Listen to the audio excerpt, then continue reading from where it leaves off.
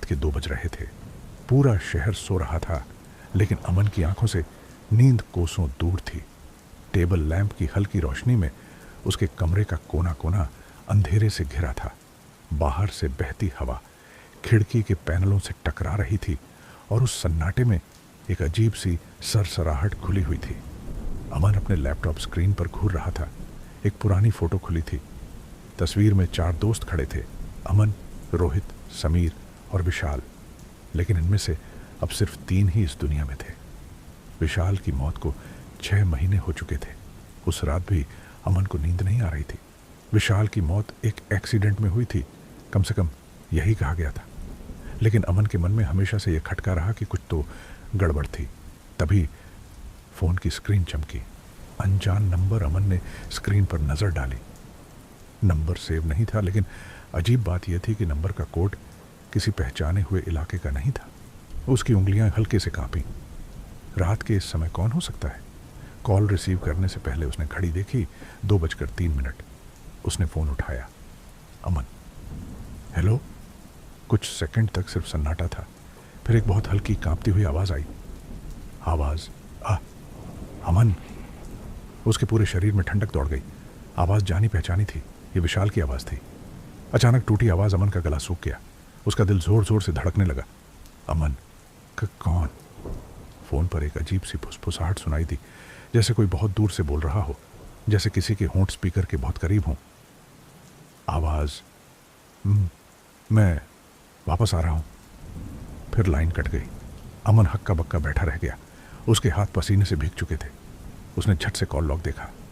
Number वहीं था, लेकिन जब उसने वापस कॉल किया तो स्क्रीन पर लिखा आया, this number does not exist. तभी हवा का एक ठंडा झोंका आया और उसके कमरे की खिड़की जोर से खुल गई। पर्दे हवा में फड़फड़ाने लगे। अमन ने महसूस किया कि कमरे का तापमान अचानक गिर चुका था। वह उठकर खिड़की बंद करने गया, लेकिन तभी उसने आईने में कुछ अजीब देखा। आईने में उसके ठीक पीछे कोई खड़ा था, एक परछाई। लेकिन जब उसने पलटकर देखा, कोई नहीं था। अमन की सांसें तेज हो गईं। उसने फिर से आईने की ओर देखा। वहां अब कुछ नहीं था। यह सिर्फ मेरा वहम है, उसने खुद को समझाने की कोशिश की, लेकिन उसके शरीर पर रोंगटे खड़े थे। कमरे की ठंडक अब भी बरकरार थी। तभी उसके लैपटॉप स्क्रीन पर कुछ हलचल हुई। स्क्रीन ब्लिंक करने लगी। एक अजीब सा गड़गड़ाहट भरा साउंड निकला, जैसे कोई डिस्टर्बेंस आ रही हो। फिर स्क्रीन पर एक मैसेज टाइप हुआ, अपने आप। अमन, याद है वो रात? अमन का कलेजा मुंह को आ गया। यह कैसे हो सकता है? उसने झट से लैपटॉप बंद कर दिया, लेकिन जैसे ही उसने स्क्रीन बंद की, दरवाजे पर जोर की दस्तक हुई। ठक ठक ठक। अमन की पूरी दुनिया जैसे थम गई। कौन हो सकता है इतनी रात को? उसका दिल कह रहा था, मत खोलो, लेकिन उसके दिमाग में अजीब सी जिज्ञासा थी। उसने धीरे धीरे दरवाजे की ओर कदम बढ़ाए। फिर एक और दस्तक, इस बार ज्यादा जोर से। ठक ठक ठक। उसने सांस खींची और कांपते हाथों से दरवाजे का हैंडल घुमाया। दरवाजा खुला, लेकिन सामने कोई नहीं था। सिर्फ ठंडी हवा का एक झोंका अंदर घुसा और पूरे कमरे में फैल गया। लेकिन फिर फर्श पर एक गीले पैरों की छाप थी। ऐसा लगा जैसे कोई अभी अभी भीगा हुआ अंदर आया हो, लेकिन वहां कोई था ही नहीं। अमन ने पीछे मुड़कर देखा और उसकी रीढ़ में एक ठंडी लहर दौड़ गई। बेड के कोने पर कोई बैठा था, एक परछाई। लेकिन जैसे ही अमन ने नजरें गड़ाईं, वो परछाई गायब हो गई।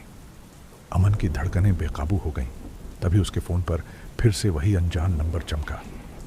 कांपते हाथों से उसने फोन उठाया। आवाज आई, अभी तो बस शुरुआत है।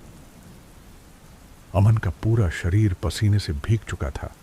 फोन अब भी उसके हाथ में था, लेकिन स्क्रीन पर नंबर गायब हो चुका था, जैसे वह कॉल कभी आई ही नहीं थी। उसका सिर भारी होने लगा। क्या यह सब सच में हो रहा था या उसका दिमाग खेल खेल रहा था? लेकिन फर्श पर मौजूद गीले पैरों के निशान सबूत थे कि कुछ तो बहुत गड़बड़ थी। भूला हुआ सच। अमन धड़ाम से बेड पर बैठ गया। उसका दिमाग तेजी से दौड़ने लगा।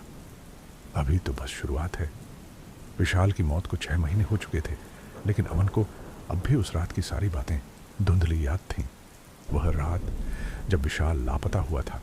चारों दोस्त, अमन, रोहित समीर और विशाल एक पुरानी वीरान हवेली के पास गए थे। यह हवेली शहर के बाहरी हिस्से में थी और लोगों का कहना था कि वहां कुछ अजीब चीजें होती हैं। भूत प्रेत जैसी बातें मत कर रोहित, अबे ये सब बकवास है, कोई भूत वूत नहीं होते। विशाल, अगर नहीं होते तो लोग यहाँ आने से डरते क्यों हैं? समीर, क्योंकि डर भी एक बीमारी होती है और लोगों को डरने की आदत पड़ चुकी है। अमन, ठीक है तो अंदर जाकर देखते हैं सच्चाई क्या है। विशाल, चलो फिर। वे चारों हंसते हुए हवेली के अंदर चले गए। लेकिन उस रात कुछ ऐसा हुआ था जो किसी ने नहीं बताया, कुछ ऐसा जिसके बाद विशाल कभी वापस नहीं आया। एक और दस्तक, अमन की आंखें फटी की फटी रह गईं। क्या विशाल अब बदला लेने आया था? तभी फिर से दरवाजे पर जोरदार दस्तक हुई, ठक ठक ठक। लेकिन इस बार दरवाज़ा खुद ही धीरे धीरे खुलने लगा। सामने अंधेरा था और उस अंधेरे में दो चमकती हुई आंखें दिखाई दी। दरवाज़ा पूरी तरह खुल चुका था। सामने घना अंधेरा था लेकिन उसमें दो चमकती हुई आंखें दिख रही थीं, गहरी, लाल और ठंडी। अमन का दिल जोर जोर से धड़कने लगा। उसने हिम्मत जुटाकर कंपकपाती आवाज में कहा, अमन, कौन है? कोई जवाब नहीं आया। फिर अचानक एक कदम अंदर आया। अब हल्की रोशनी में अमन ने जो देखा उससे उसके होश उड़ गए। वह विशाल था, लेकिन उसका चेहरा अजीब था, जैसे मांस गल चुका हो, आंखों के नीचे गहरे काले धब्बे हों और उसकी त्वचा सफेद राख जैसी दिख रही हो। तुमने मुझे भुला दिया। अमन का गला सूख गया।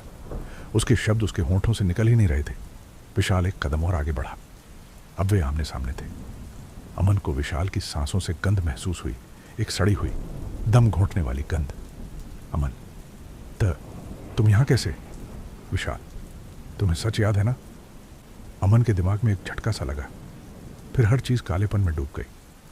6 महीने पहले की उस रात वह हवेली का अंधेरा कमरा था। चारों दोस्त टॉर्च की रोशनी में इधर उधर देख रहे थे। विशाल, अब तक कुछ भी नहीं दिखा। अमन, हमें ऊपर वाले कमरे में जाना चाहिए, वहां कुछ अजीब महसूस हो रहा है। वे सब लकड़ी की चरमराती सीढ़ियों से ऊपर जाने लगे। हवेली के अंदर एक अजीब सी सड़ांत थी, जैसे कोई चीज यहां सड़ रही हो। ऊपर के कमरे का दरवाजा जंग लगा हुआ था, लेकिन रोहित ने उसे धक्का देकर खोल दिया। जैसे ही वे अंदर गए, उन्हें सामने की दीवार पर सैकड़ों पुराने फोटो लगे हुए दिखे, लेकिन उन फोटोज में कुछ अजीब था। हर फोटो में एक ही आदमी था, बिल्कुल काले कपड़ों में, बिना आंखों के, सिर्फ एक खाली चेहरा। समीर, यह क्या बकवास है? कौन होगा ये? तभी दरवाजा अपने आप बंद हो गया और अगले ही पल विशाल जोर से चीख पड़ा। भूतहा दुनिया का दरवाजा विशाल हवा में ऊपर उठा हुआ था। उसके गले पर किसी अदृश्य हाथ की पकड़ थी। उसकी आंखें सफेद हो गईं और उसके मुंह से सिर्फ एक ही शब्द निकला, मुझे जाने दो। फिर अचानक सब कुछ शांत हो गया और विशाल वहां नहीं था। वापस वर्तमान में अमन को जोर का झटका लगा। वह वापस अपने कमरे में था, लेकिन विशाल अब भी उसके सामने खड़ा था। विशाल, अब मुझे सच बताओ, अमन, उस रात क्या हुआ था? अमन के होंठ कांपने लगे, क्योंकि उसे अब सब याद आ चुका था और वह जानता था कि विशाल की मौत एक एक्सीडेंट नहीं थी। अमन का दिल तेजी से धड़क रहा था। वह अब समझ चुका था कि जो कुछ भी हो रहा था वह सिर्फ उसकी आंखों का धोखा नहीं था।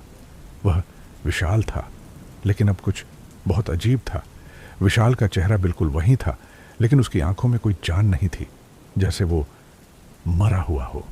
अमन का शरीर ठंडा हो चुका था, लेकिन फिर भी उसने खुद को संयमित रखा। अमन, तुम सच में हो या यह सिर्फ एक भूतिया वनास है?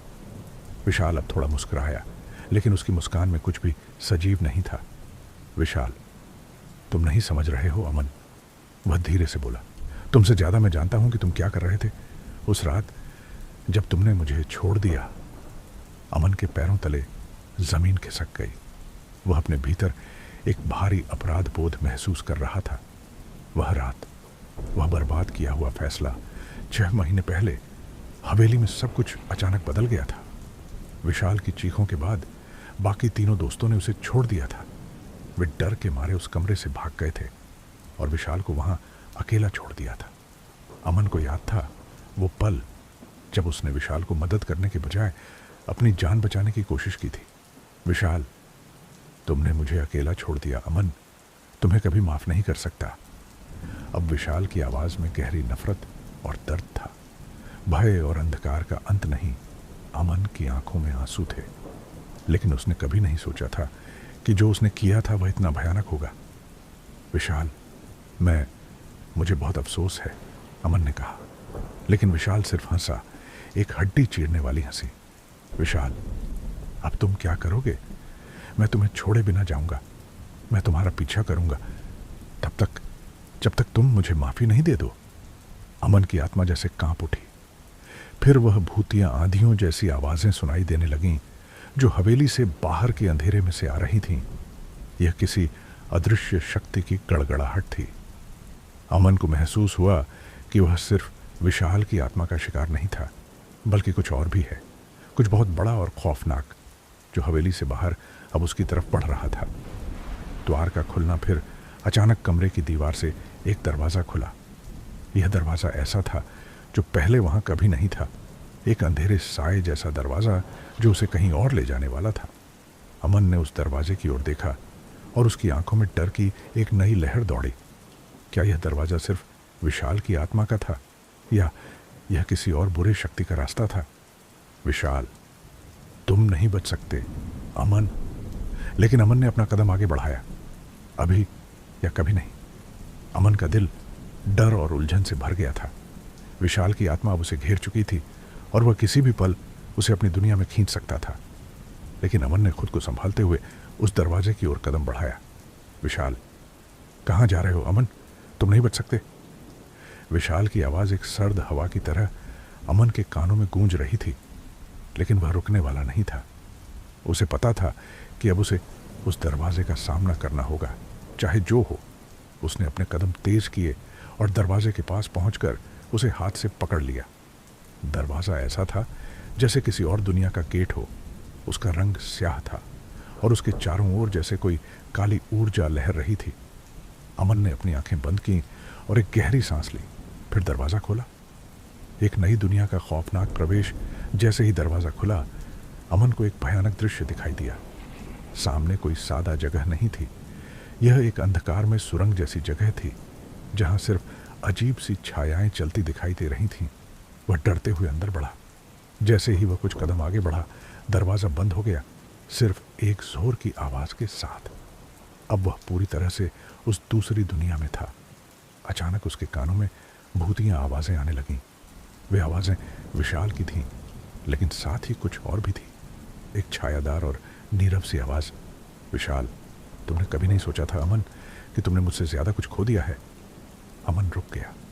उसकी आंखों में सुरंग के उस पार की परछाई की हल्की सी झलक थी। उसका सामना, वह आवाज़ अब उसके बहुत पास आ चुकी थी। उसने मुड़कर देखा, वह कोई और था। एक लंबा कटा-फटा चेहरा जो बिल्कुल विशाल जैसा था, लेकिन उसमें कोई हदें नहीं थीं, जैसे विशाल की आत्मा का अवतार हो। उसकी आंखों में कोई दिल नहीं था, सिर्फ गहरी सूनापन और राक्षसी चमक। विशाल, तुम्हें कभी नहीं पता चला न अमन कि इस दुनिया और उस दुनिया के बीच कितना फ़र्क है। तुम सोचते हो मैं वापस आ सकता हूँ, लेकिन अब मैं नहीं हूँ। अब मैं वो बन चुका हूँ जो मेरे साथ हुआ था। अमन के होंठ कांप रहे थे। अमन, तुम अब क्या चाहते हो? विशाल, तुमसे कुछ नहीं, सिर्फ ये कि तुम इस दुनिया में खो जाओ जैसा मैंने खो दिया था। उसकी आवाज़ में एक गहरी छाया थी और अब अमन को समझ आ चुका था कि वह बस एक साधारण आत्मा नहीं था। वह एक अदृश्य शक्ति बन चुका था जो अपनी असलियत से आत्मा का शिकार कर रहा था। अमन को एहसास हुआ वो अब बच नहीं सकता। अंधेरे की छाया में लुप्त होना। वह जैसे ही पलटा, उसके चारों ओर सर्वनाश की हवाएं चलीं और सिर्फ अंधेरा बढ़ता गया। अमन ने दौड़ने की कोशिश की, लेकिन वह जितना भागता, अंधकार उसे और भी गहरे में खींचता गया। कुछ देर बाद वह बिल्कुल थक चुका था और अचानक वह किसी और जगह पर पहुंच गया। यह वो जगह थी जहां विशाल कभी था, एक अंधेरे कमरे में। अमन ने देखा कि कमरे में दीवारों पर वही पुरानी तस्वीरें थीं और चारों ओर एक अजीब सी गंध फैली हुई थी।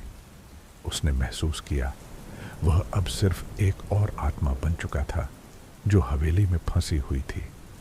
विशाल, तुम वही हो जो तुमने किया था अमन। और अचानक सारे अंधेरे कमरे ने उसे घेर लिया। अमन की आंखें अब बंद हो चुकी थीं। वह उसी अंधेरे कमरे में गिरा हुआ था जहां कभी विशाल ने उसे छोड़ दिया था। चारों ओर खामोशी थी और जैसे ही वह उठा उसने महसूस किया कि अब वह एक अज्ञात दुनिया में था जहां न तो वह जी सकता था और न मर सकता था। विशाल की आत्मा, जो अब एक कटी फटी छाया बन चुकी थी, अमन के पास खड़ी थी।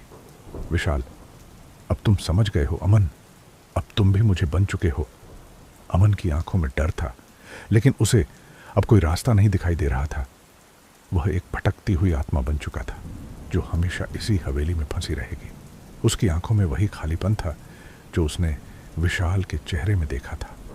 अब वह भी उसी अंधेरे में खो चुका था, लेकिन फिर भी वह कुछ महसूस कर रहा था।